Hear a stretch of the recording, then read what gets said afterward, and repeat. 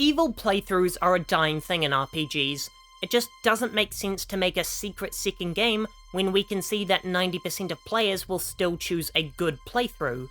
But long before they wrote themselves into a corner with Mass Effect's Renegade path, BioWare made the most brutal power fantasy known to gaming with the dark side playthrough in Knights of the Old Republic.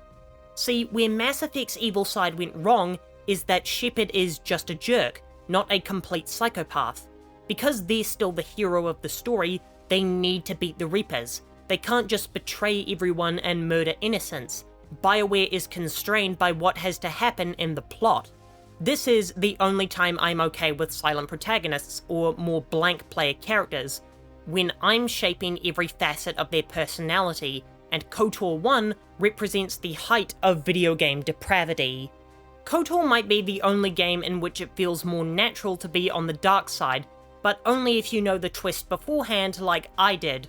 While losing your memories and remaking yourself as a hero is a much nobler and poignant tale, it's not exactly realistic.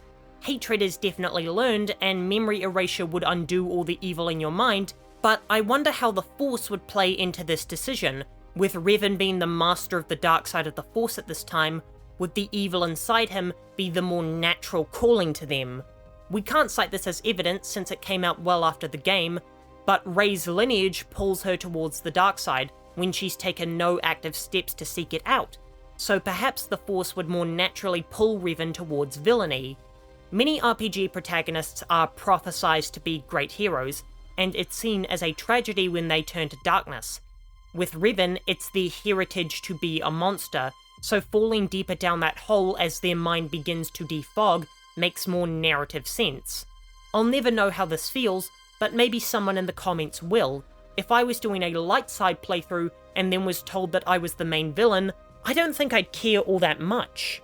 If I had been playing the player character as heroically as possible, and then I was told I used to be evil, it wouldn't undo or change anything I did as the player, and it might have come off as a little lame or even like a lie. But if I'd been doing evil things during my game, and letting the dark voices in my head whisper to me, then the reveal of me being Revan is much more narratively satisfying, because the actions I've taken in the game reflect my true nature.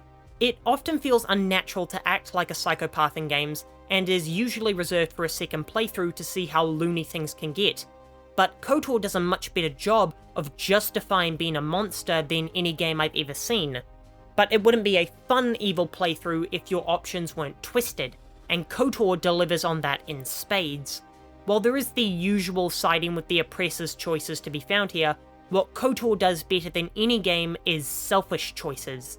See, the evil playthroughs in games like Fallout and Cyberpunk have you siding with the evil factions like the Legion or Arasaka, and remaining neutral is often seen as the canon or best ending. By making you the top of the evil faction, KOTOR isn't letting you hide from your choices by saying, I was just following the wicked person's orders. You are the one in command here, and every choice you make is one of your own free will. And it's even the most minor things that are some of the most vile you can do in KOTOR, like telling Mission to get over it when the only home she's ever known has been destroyed, or selling the Promised Land journals for dirt cheap. These choices only benefit your character, and not any other faction or other evil character. Even in the evil ending, you still murder Malik and take control of the Sith. I love that BioWare puts us in command, as it was annoying how much of a lackey Shepard could be at times. But we all know what the most disturbing thing you can do in this game is. I have some videos on what the worst things you can do in X game are, and they mostly revolve around hurting your party members, because these are the characters you're meant to love and care about. You can betray and lie to them all you want, hell, you can even outright murder some if you like, but there's no coming back from forcing them to kill each other. You don't even have to use the Force on Big Z. He swore that life debt to you, and you can push him to the limit for his naivete.